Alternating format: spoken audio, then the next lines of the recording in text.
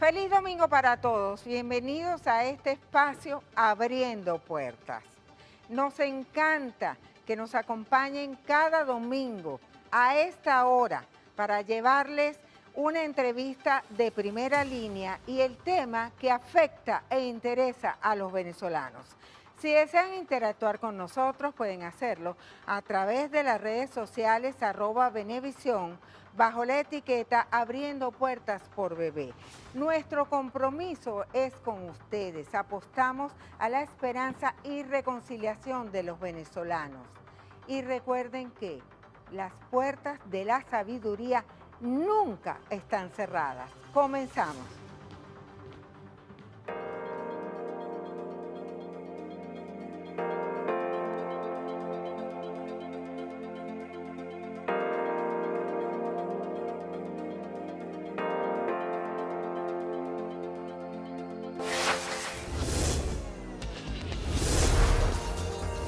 Abriendo Puertas.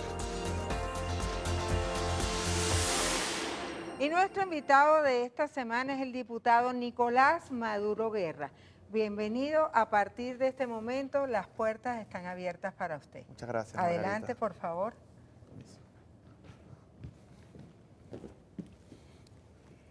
Nicolás Maduro Guerra nació un 21 de junio, acaba de cumplir años. Así es, Lo apodan Nicolásito. así es. Es un economista y político venezolano, fue constituyente, actualmente es vicepresidente de la Comisión de Finanzas, bueno, se llama Desarrollo Económico, pero le decimos de Finanzas, es vicepresidente de la Comisión de Asuntos Religiosos del PSUV, es músico, toca la flauta, Así. 5 hijas, Hicieron el trabajo producción. comenzó muy joven, la verdad. Sí, es así. Quisiéramos entrar con la parte religiosa. ¿Qué es para usted la religión? La religión es, bueno, primero, buenos días a toda la audiencia de Venevisión. Se transmite el domingo. Domingo, buen provecho hoy. Domingo desayuno, a las 8 de la 8 de la mañana está estamos. tomándose un cafecito en este momento la gente en sus casas. Gracias por esta entrevista, Abriendo Puertas. Gracias, Margarita. La religión es, bueno, la expresión de la fe de la humanidad.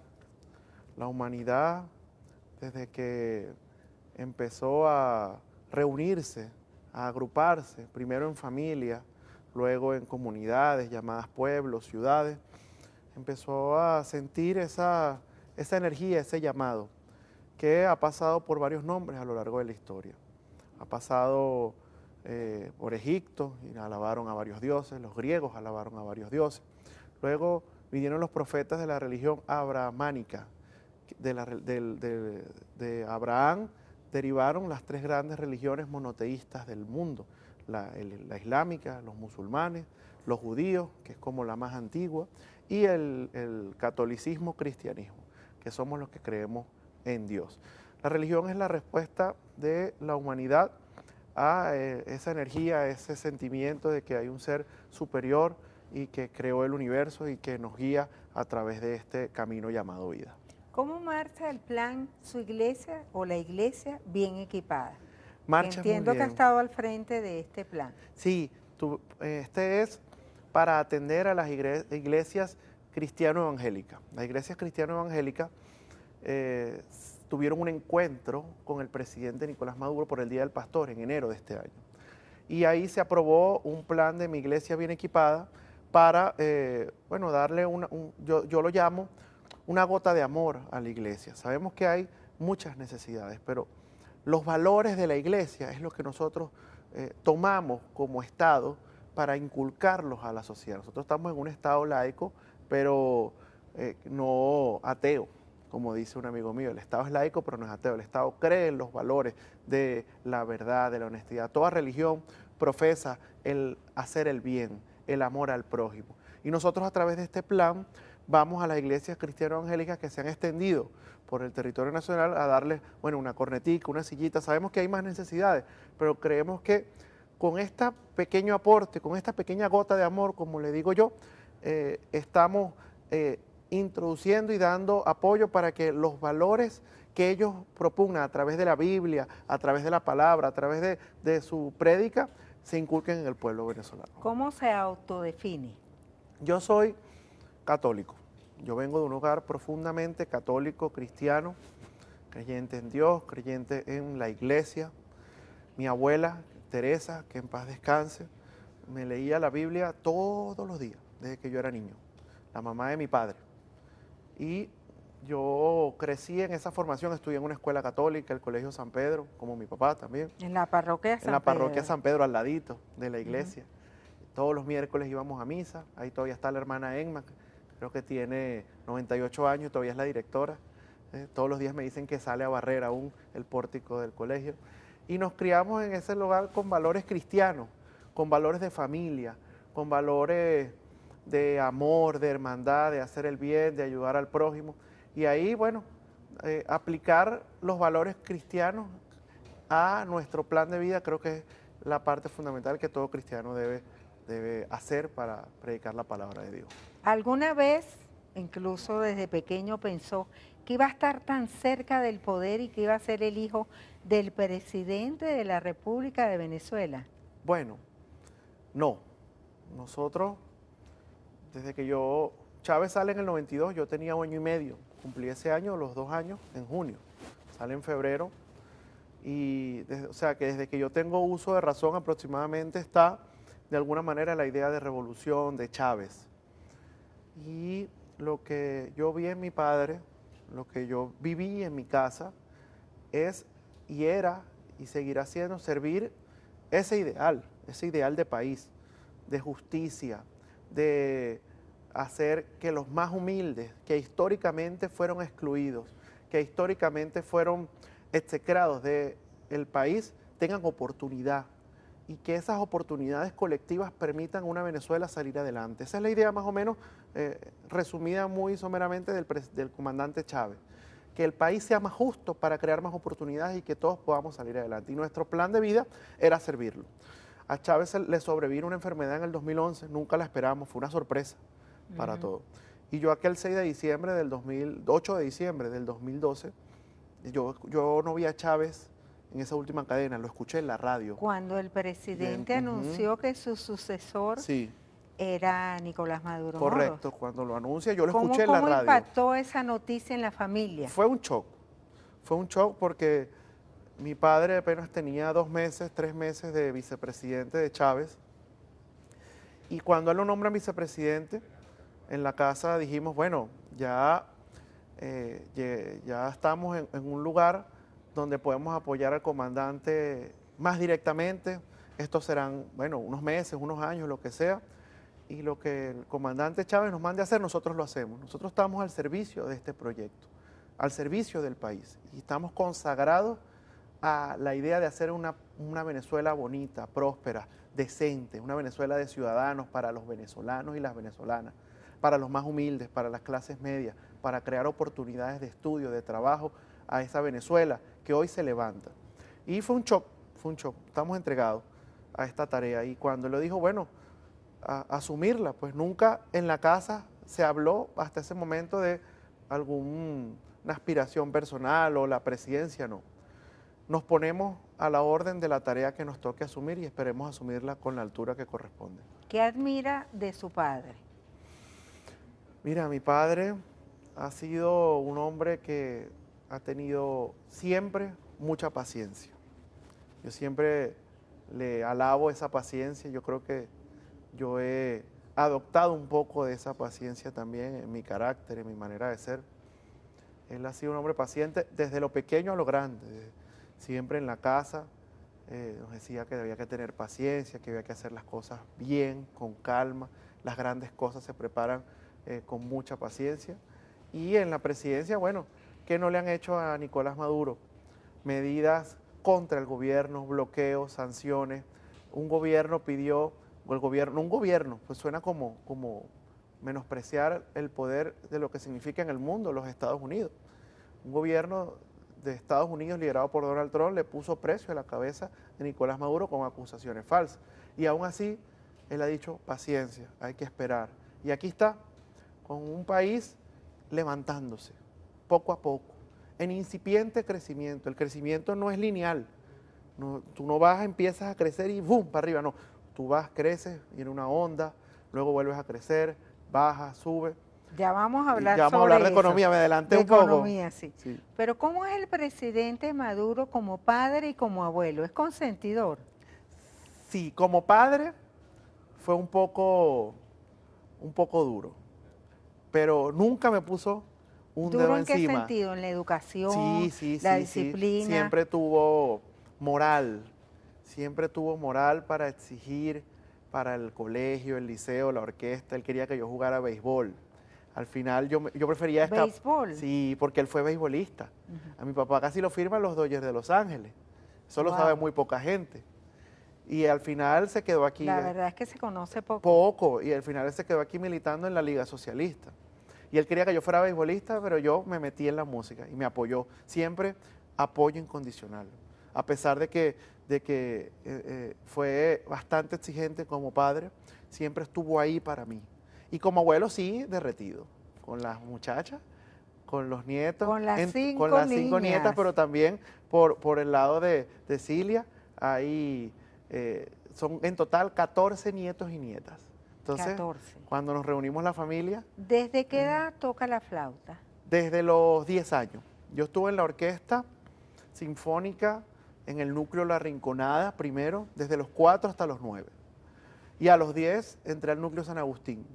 Y ahí fue que escogí la flauta como instrumento.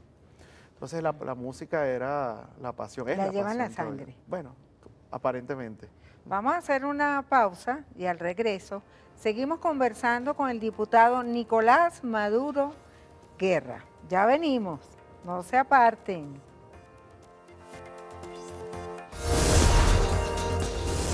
Abriendo puertas. Y continuamos en Abriendo Puertas, conversando con el diputado Nicolás Maduro Guerra. Usted forma parte de la mesa de diálogo en México. ¿Se van a reanudar las conversaciones con la oposición o eso ya acabó? Debemos recordar quién ha sido el principal promotor del diálogo en el país desde que es presidente. Cuando Maduro gana, lo primero que hace es convocar a todos los factores políticos. En el 2013, en el 2014 se instaló una mesa de aquel famoso No me toques la campana de Ramos Ayub. Luego, ese diciembre del 2013, Margarita, Nicolás Maduro, ganando las elecciones regionales, porque ganamos las elecciones de gobernadores y alcaldes en el año 2013, Nicolás Maduro convoca a todos los gobernadores y alcaldes de oposición y de gobierno a Miraflores. Y luego algunos alcaldes ahí se pusieron a guarimbiar y a sabotear el país completo. ¿Por qué te hago este recuento? A riesgo de parecer un poco largo, pero es para que no se nos olvide quién ha sido el principal promotor del diálogo en Venezuela. Ha sido Nicolás Maduro Moros desde que es presidente.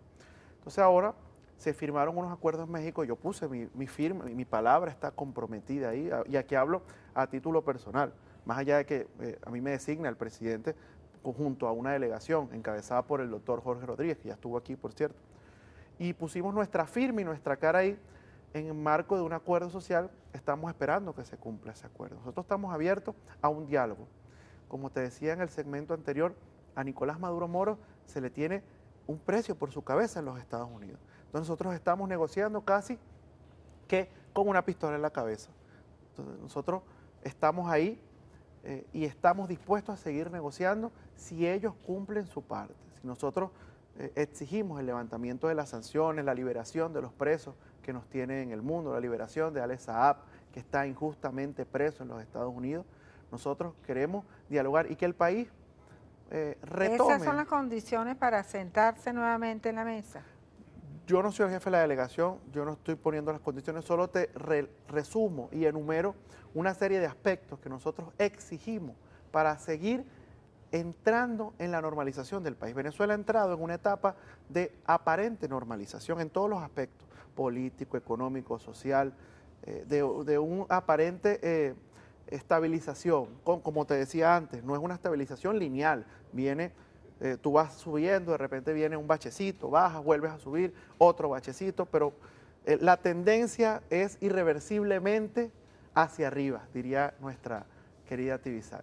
Nosotros vamos hacia arriba y lo que hace falta es que la oposición entienda que aquí hay un gobierno, que aquí hay una constitución y que todos volvamos a hacer política y que todos tengamos derecho a hacer política sin ninguna persecución. Cambiemos de tema, vamos a hablar del Consejo Nacional Electoral. La Asamblea Nacional se prepara para designar nuevos rectores. La oposición ha dicho que esto es una maniobra del gobierno para alejar a la oposición de las urnas electorales. ¿Usted qué opina sobre estas afirmaciones? Pero son ellos mismos los que pidieron renovar el CNE nuevamente. Ellos pidieron renovar el CNE y este CNE dijo, bueno, en aras de, diría Bolívar, si mi renuncia, parafraseando la última proclama de Simón Bolívar, si mi renuncia contribuye a que se consolide la unión, nosotros renunciamos. Eso fue lo que hicieron los rectores, ponerse a orden del diálogo, ponerse a orden de que en el país vuelva la política. Volvemos a lo que te acabo de decir. Nosotros clamamos a todos los factores políticos de Venezuela a que podamos hacer política sin persecución de ningún tipo.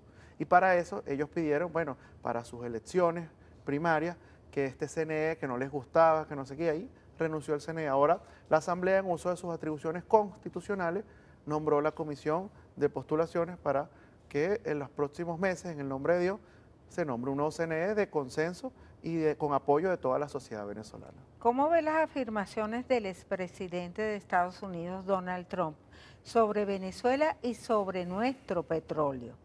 Eso no se queda ahí, Margarita. Antes de yo citar, y nuevamente voy a la historia, hay dos voceros de él, dos voceros de Donald Trump que ya habían hablado. Uno es Elliot Abrams. Para la audiencia que no recuerda quién es Elliot Abrams, es un funcionario del gobierno de Trump que asignaron especialmente para el caso Venezuela desde la Casa Blanca. Lo asignaron el mismo presidente Donald Trump cuando era presidente de los Estados Unidos.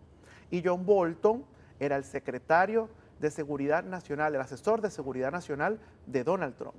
Esos dos voceros, antes de que Trump hablara, ya habían dicho que el plan era hacer chillar la economía venezolana, que el pueblo se muriera de hambre, para que se volteara contra el gobierno e instalar aquí un gobierno títere de ellos. Y ahora viene Trump y revela el plan.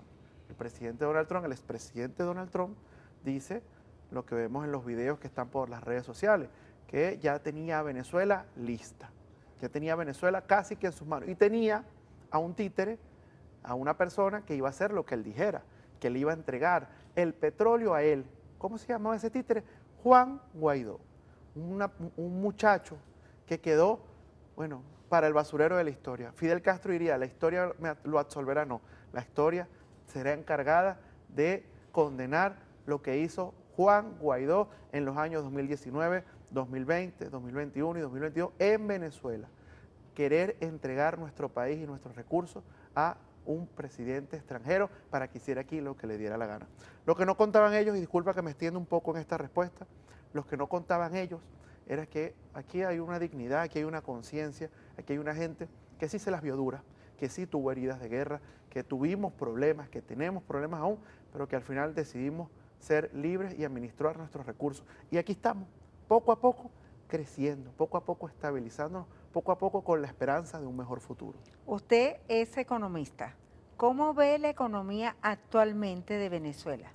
Mire, es una economía que en un incipiente crecimiento, creo que lo he dicho ya 3 veces en esta entrevista, lo ilustro, lo trato de hacer pedagógico para explicarme mejor.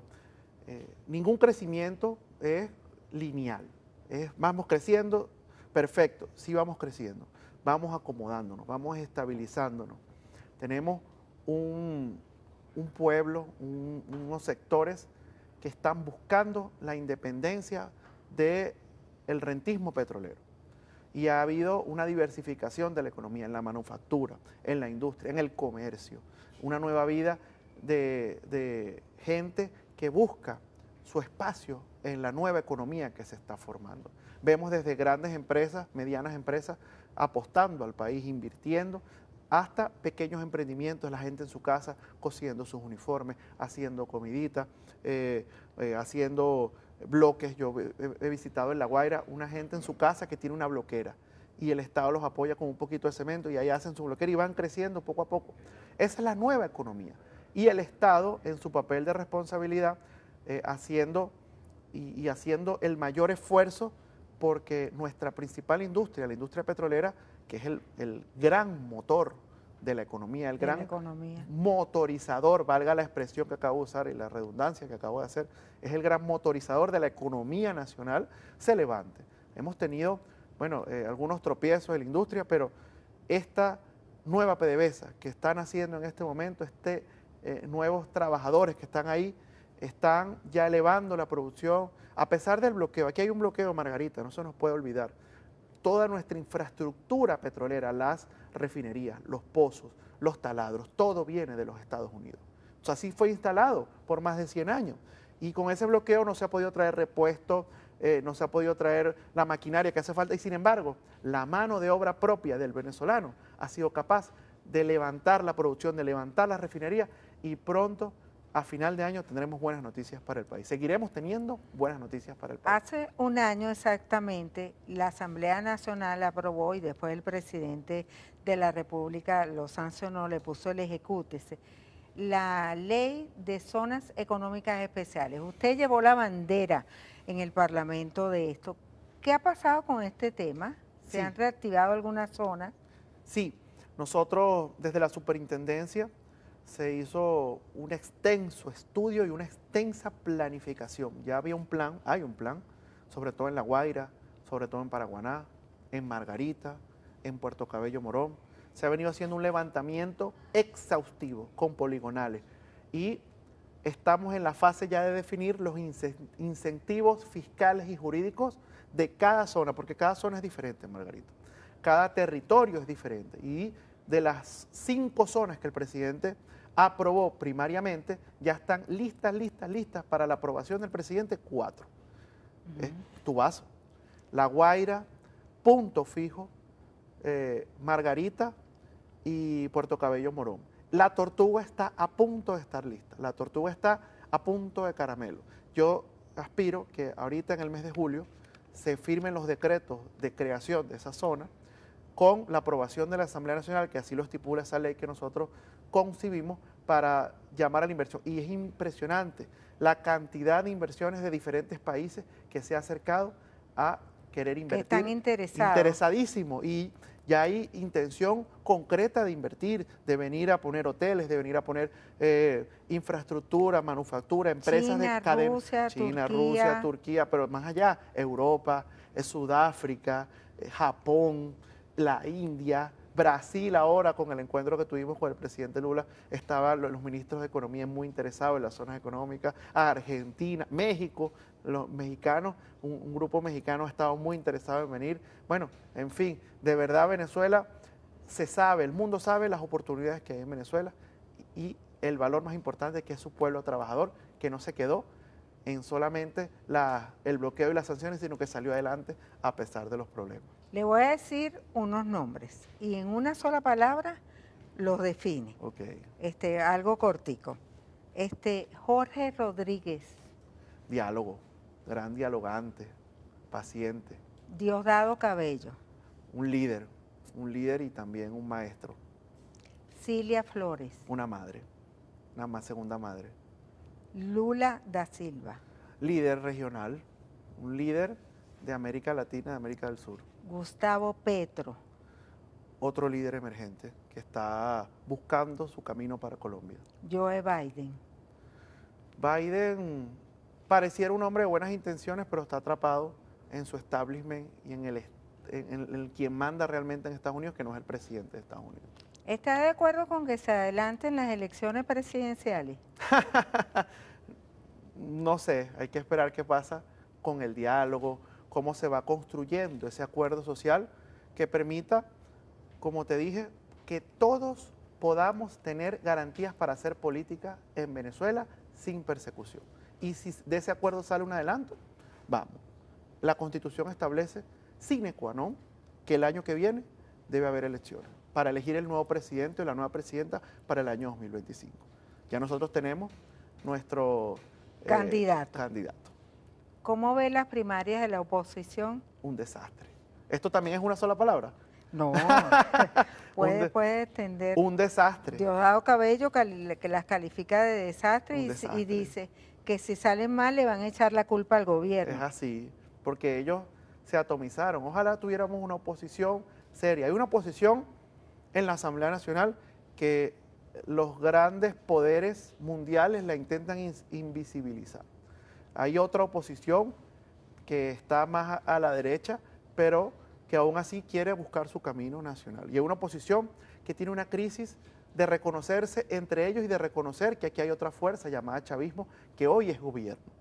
Nosotros esperamos una oposición seria. El país necesita una oposición que señale los problemas, que haga verdadera oposición democrática, que se incluya dentro del marco de la Constitución para hacer política seria, sana, debate, y no un debate estéril. El debate sano, el debate, la confrontación de las ideas es la que hace que salgan los grandes proyectos, tanto a nivel personal. Cuando tú tienes un debate en tu casa, sale una gran idea, un gran proyecto, un debate sano, pero cuando hay debate estéril, te peleas, no te hablas con tu familia. Lo mismo pasa en la política.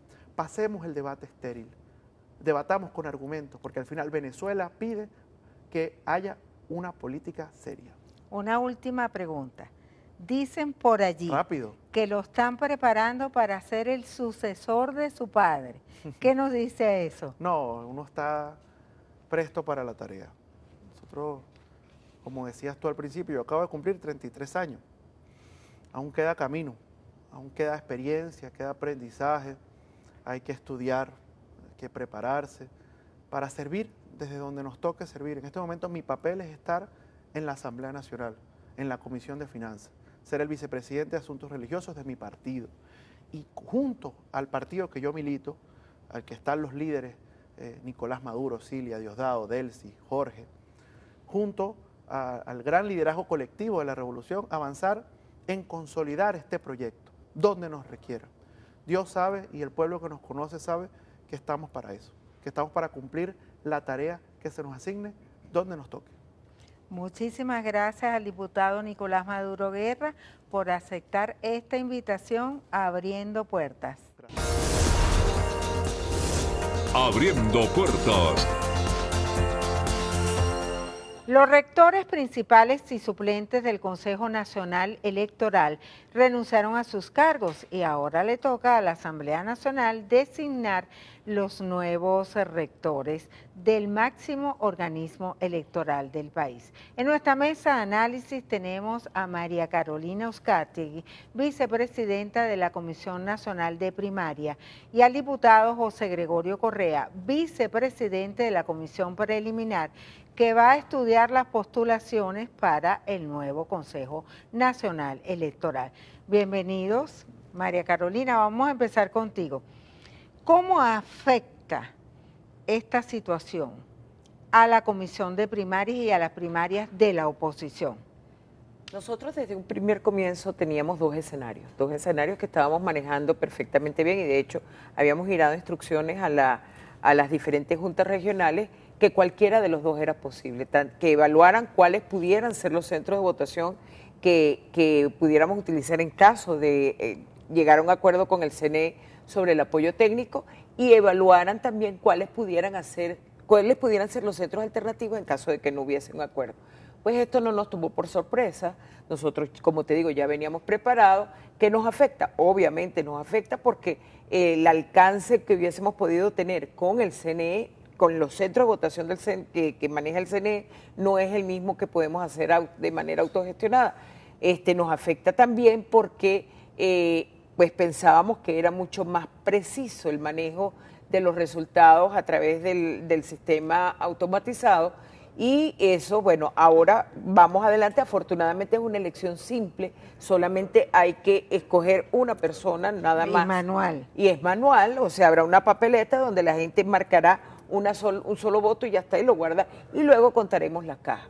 La cantidad de centros estamos tratando de que sea la mayor cantidad posible. Ya hemos recibido, como nosotros estamos en una gira por todo el país, hemos podido constatar de primera mano que en realidad se está haciendo un esfuerzo importante para tratar de conseguir la mayor cantidad de centros alternativos posible y con esto pues tratar de llevar la primaria a la mayor cantidad de venezolanos en la mayor cantidad de lugares posibles en todo el país. Diputado, feliz cumpleaños. Muchísimas por gracias. cierto, hoy domingo. ¿Cómo va a ser el proceso, si nos puede explicar, para que los venezolanos entendamos? ¿Cómo es el proceso para la designación de los nuevos rectores con sus respectivos suplentes? Muy fácil. Hoy, particularmente hoy domingo, 25 de junio, termina el proceso de inscripción, de recibir las postulaciones de los distintos aspirantes de la sociedad civil a formar parte del comité que a partir de la próxima semana o de esta semana que comienza mañana, haremos el comité que está integrado por 21 venezolanos y venezolanas, 11 diputados y 10 de la sociedad civil. Hasta el día sábado, ayer sábado, habíamos recibido un buen número de postulaciones, de carpeta, porque es una cosa muy sencilla. Y aprovecho hoy domingo de hacer este exhorto, este llamado a todo venezolano o venezolana que quiera inscribirse, que el requisito es su cédula de identidad, su constancia de residencia expedida por el organismo competente donde vive y no tener ningún impedimento de carácter jurídico o judicial y no requiere de ninguna profesión u oficio al respecto. ¿Cualquier venezolano puede postularse o tienen que No, ser las cualquiera. facultades de derecho? No, es que este es el de la sociedad civil, este luego es el del CNE, que sería cuando se instale el comité de postulación.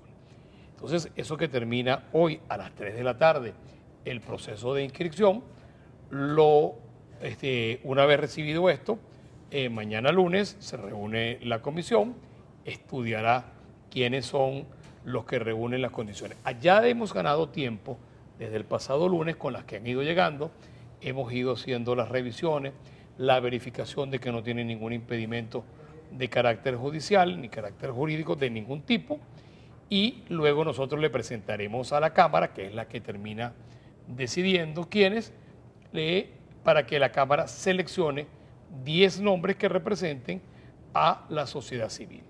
A partir de que se instale el comité de postulaciones por 21 integrantes, como te dije al principio, ahí tenemos que reunirnos, instalarnos y hacer un reglamento de funcionamiento. Hemos ido trabajando un poco más, un poco adelantando.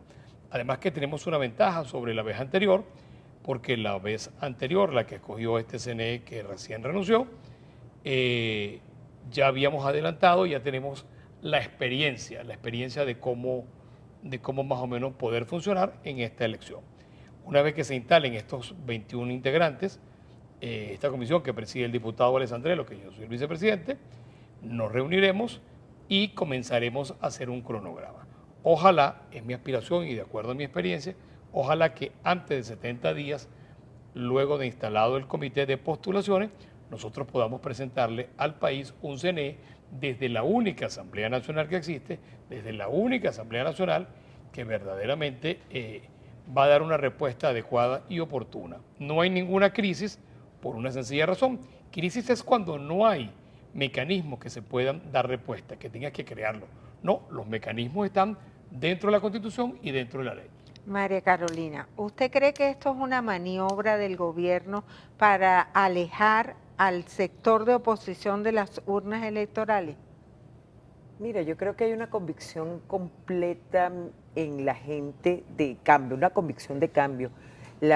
Nosotros, por supuesto, hubiésemos deseado hacerlo con el CNE, porque incluso el mayor beneficiado en eso iba a ser el mismo CNE, al tener al poderle decir, no solamente al país, sino al resto del concierto internacional, de que la oposición había realizado un proceso, como en otras ocasiones también lo ha hecho, con un CNE en el cual confiamos, por lo menos el sistema electoral es confiable. Yo en eso sí soy clara y como ingeniero que soy en informática, pues también doy fe que el sistema y fue el es del confiable. 2015, el del Claro, 2021. claro, por eso. Entonces, sobre el sistema no hay ninguna duda, ¿verdad? incluso sobre el manejo de resultados, porque las experiencias, digamos, complejas que han habido en el país, como es el caso Barinas, que es el caso más cercano, donde de repente se presentó conflictos con el resultado. Recordemos que no fue el CNE quien en realidad afectó lo que ocurrió en noviembre del 2021, donde el señor Freddy Superlano ganó las elecciones y por unas actas que desaparecieron, que no sé qué, el TCJ intervino e inhabilitó, posteriormente a haberlo permitido que se inscribiera el CNE, posterior a que se hubiese hecho el proceso electoral, es que deciden que hay que inhabilitarlo.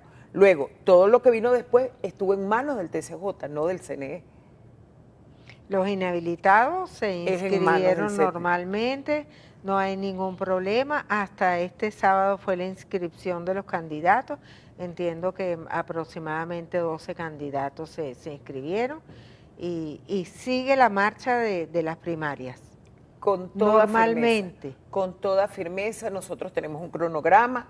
El día de mañana estaremos anunciando cuáles son los candidatos definitivamente, porque ya se inscribieron, pero hay que revisar los recaudos, si hay algún recaudo que falta, por decirte algo, una cédula que no esté elegible o alguno, cualquiera de los recaudos que esté incompleto, le haríamos el llamado al candidato para que completara su información y el lunes ya anunciaríamos definitivamente, o sea, mañana, cuáles serían los que definitivamente van a ser los candidatos para este proceso de primarias del 22 de octubre.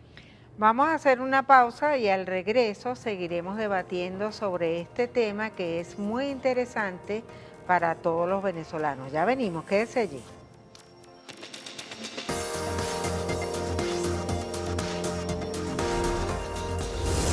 Abriendo puertas.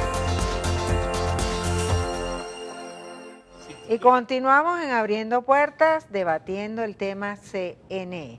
¿En cuánto tiempo, diputado, podemos tener los nuevos rectores del CNE con sus suplentes? Una cifra con exactitud no podríamos suministrarla hasta tanto no tengamos un cronograma que nos permita saber en qué tiempo vamos a recibir las postulaciones. Hay que revisar los recaudos de cada uno, no tenemos que verificar con las universidades, con los organismos de seguridad, tenemos que ver cada uno de los recaudos, hay que revisarlos como se hizo la vez anterior. Tienes que enviárselo al CENIAT, tienes que enviárselo a los distintos cuerpos policiales, o sea, tienes que hacer una revisión. Tienes que darle también la posibilidad, la publicación, si alguien desea impugnar porque tiene alguna duda sobre alguien que esté aspirando, tienes que darle lo previsto en el artículo 49 de la Constitución de la República Bolivariana de Venezuela, que es el derecho a la defensa, para que haga sus descargos en caso de que lo hubiese. O sea, tienes unos lapsos y además que la Constitución y la ley te señala unos lapsos y unos términos que no los puedes vulnerar. Entonces, hasta que no tengamos aprobado un reglamento que nos permita saber cómo va a ser el cronograma de esta elección, no podremos anunciar en tanta fecha. Como te dije en el negro anterior, en la parte anterior, mi experiencia y lo que más o menos he ido viendo, yo calculo que antes de 70 días nosotros podríamos estarle presentando a Venezuela un CNE que le permita reencontrarse al ciudadano con el voto en el centro electoral. Los que ya fueron rectores pueden postularse. Es que no hay ningún impedimento, porque es que ninguno de ellos dejó de estar por algún impedimento, sino solo por una renuncia que es una cosa voluntaria. Pero lo más importante, y cada carta cuando te llega que es voluntaria, nadie te señala, yo renuncié por esto y no puedo interpretarlo. O sea, no podría yo decir que por una cosa o con otra, porque eso sería interpretar y yo esa parte evidente no la estoy manejando. Lo importante es que nos podamos reencontrar en el centro electoral, que ese tiempo que perdimos, ese tiempo de engaño de no votes, aquí no se vota hasta que Maduro se vaya. Yo no voy a votar hasta que Maduro se vaya. Y una pregunta, ¿qué pasó con esa abstención? Los que llamaron a la abstención. Bueno, eso permitió que hoy el chavismo tenga el 93% de la Cámara producto de no votes. No vote hasta que Maduro se vaya. Bueno, ojalá que la rectificación y que el reencuentro con el voto sea lo que tengamos el año que viene para poder elegir un nuevo gobierno pero eso nos los va a permitir de dos maneras. Uno, con participación y uno en unidad, porque en la medida en que nosotros nos presentemos un sector de un lado que crea que puede ganar sin el otro y un sector que crea que puede ganar sin el otro, el único gran beneficiado es el gobierno. Porque ¿qué cara le vamos a presentar nosotros al día siguiente que se abre el proceso de inscripción en el CNE y le decimos que tenemos 2, 3, 4 candidatos? ¿Será que no pudimos aprender en estos 24 años de lo que es el gobierno? Entonces yo creo que en esa medida nosotros tenemos que reencontrarnos en el centro electoral y con candidaturas de unidad. No digo única, ¿Y cómo pero sí se de unidad. logra la unidad? Con diálogo y conversando, sin creer que nadie es más puro que otro, nadie tiene la razón. Yo creo que aquí la gran experiencia, Margarita, es como se derrotó a Netanyahu en Israel. La ultraizquierda y la ultraderecha, que pensaba distinto, que tenían serias diferencias, se unieron y así salieron de Netanyahu porque lo importante era salir de él. Pero nadie dijo, no, unos sí y otros no. Yo creo que se tiene que hacer es con diálogo. Lo que no puede ser es que no nos hablemos entre sí, que un sector decidió no conversarse o no dialogar oficialmente. Eso le hace daño a lo que es la unidad, y lo que a mí me angustia es el día que nos vayamos a que se vayan a inscribir los candidatos o el candidato el año que viene y tengamos varios candidatos. ¿Con qué cara nos les presentamos diciéndole que no es que no hubo forma de ponernos de acuerdo, no es que nosotros éramos más puros que los otros, que lo diga uno, que lo diga el otro? No, esto no es un tema de pureza ni es un tema de nada, es un tema que en unidad podemos derrotar al gobierno. María Carolina, la Bueno, unidad. mira, la unidad es posible, pero lo que no es posible es seguir haciendo procesos electorales y cada 2 años se le va a pedir a quienes designen en el Consejo Nacional Electoral que renuncien, ¿verdad? Exacto. Porque impresiona que de repente toda esta cantidad de gente, 4 principales, 9 suplentes, o sea, 13 personas, se hayan puesto de acuerdo todos en que ya no quieren seguir ahí. Y otra cosa, digo yo, el diputado aquí menciona y que los que ya estaban se pueden volver a postular. Y mi pregunta es, pero cónchale, ¿es confiable alguien que a los 2 años abandonó el cargo? ¿Cuánto tiempo van a durar estos rectores? Pues Porque lo que señala la Constitución de la República Bolivariana de Venezuela, lo que- 7 años. 7 años, claro, pero es que estos ven acá. duraron 2 años. Bueno, Porque pero- a los 2 años les pidieron que se fueran. yo no tengo ese criterio porque yo no puedo interpretar, y además yo no puedo interpretar que a alguien lo obligaron a renunciar, porque me parece, particularmente yo no lo puedo hacer, entre otras cosas porque formo parte de un comité que los va a seleccionar. Y además, no puedo interpretar la voluntad de cada quien. Yo siempre le digo al que me dice eso, recuerde como cuando existía el cheque y rebotaba, diríjase al girador, pregúntele a cada uno por qué usted renunció. Pero cuando usted presentó, alguno de ellos, o todos, presentaron la renuncia, no señalaron los motivos. Cada quien renuncia y es una manifestación de voluntad, pero eso no me puede quitar la visión de lo que renunciaron. Lo que me tiene que ponerle atención es lo que viene y lo que insisto, que no volvamos a caer en el tema de que aquí no se vota hasta que Maduro se vaya. Hoy tenemos lo que tenemos. Mira, por división no ganamos el Táchira, porque a alguien se le ocurrió sacar un candidato que sacó 2.000 votos y 1.000 votos les faltó a los 90.000 votos que sacó Lady Gómez. O sea, eso nos tiene que dar pena y vergüenza ante el ciudadano. Que logramos ganar y que lo único que se logró fue ganar con ese CNE porque la gente salió a votar. ¿Cómo se ganó en Cojedes con Galíndez? ¿Cómo se ganó en Garrido? Hace rato la doctora señalaba lo de Barinas. Yo le pongo un poquito más. La primera vez ganamos, ganamos la posición, 114 votos sacó de ventaja Superland. Y en la segunda Garrido sacó 50.000. ¿Y cómo? ¿Cuáles fueron las condiciones que nos dieron? Aviones, todos los gobernadores, todos los ministros. Pero la todos Alianza allí. Democrática tenía otro candidato. Caray, por eso. O sea, Unidad no creyó. No hubo. Todas las Es demás que no- factores se fueron en unidad, mientras que Es la Alianza que no nuevamente hubo. se fue. No es que no quiso hubo construir. unidad en ningún estado, no hubo. Y yo que formé parte de la alianza, formo parte de la alianza, apoyé a Alberto Galíndez, apoyé a Garrido públicamente porque sentía que era la opción que podía derrotar y que podía ganar. Y de eso... O sea, que usted se salió de lo que no le me salí, correspondía. entendí que por encima de lo que de mi militancia partidista, de mi militancia en grupo, estaba que ganara Cojedes y que la única opción para derrotar al gobierno era con Alberto Galinde y que la única opción para derrotarlo era con Galinde. Y en Nueva Esparta fuimos divididos. Sacamos el 1 y el 3. Y divididos logramos ganar. ¿Pero por qué?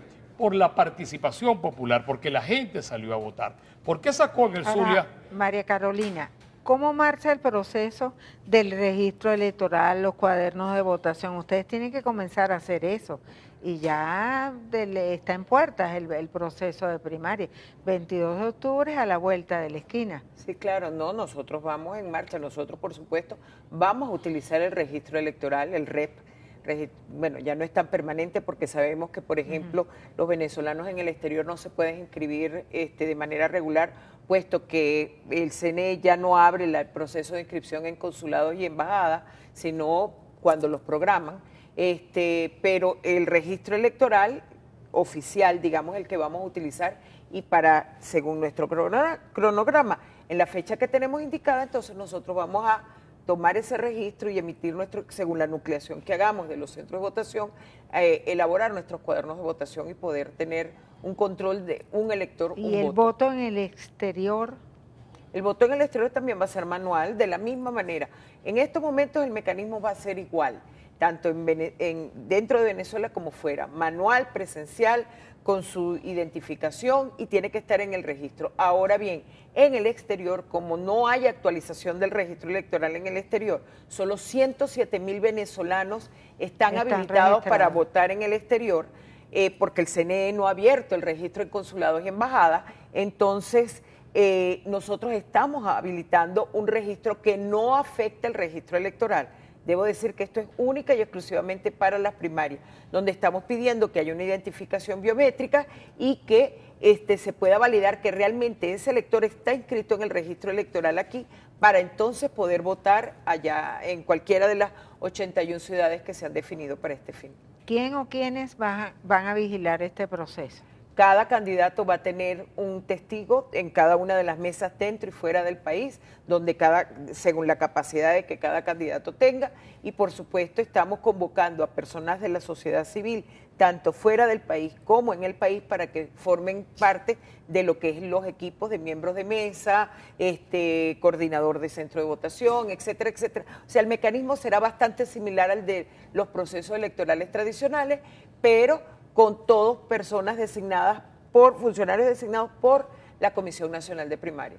Diputado, el Comité de Postulaciones hace una preselección que la lleva a la plenaria de la Asamblea Nacional. Sí, claro, revisamos todos los recaudos en las dos oportunidades. Ahorita para la sociedad civil, para integrar los 10, hacemos una preselección, lo que te dije, que no tenga ningún tipo de impedimento, y luego de los que califiquen, que no tengan ningún tipo de problema, se lleva a la Cámara y sea el seno de la Cámara la que decida quiénes serán esos 10 integrantes de la sociedad civil, que se sumará a los 11 diputados que ya fuimos elegidos hace ya 2 semanas. ¿Se descartan nombres conocidos? No, es que no podría haber ni alguien preseleccionado ni alguien apartado, porque eso no es la democracia. Nosotros no podemos ni preseleccionar a alguien ni apartar a nadie de antemano. Eso es justo. Primero, porque eso es de lo que más he peleado, que aquí nadie se puede excluir de nada se puede excluir a nadie, todo el mundo. Porque aquí no hay más venezolanos que otros, aquí no hay más puros que otros, aquí no hay... ¿Quién puede decir quién sí, quién no? ¿A cuenta de qué? No, eso no puede ser, pero sí contrario a eso.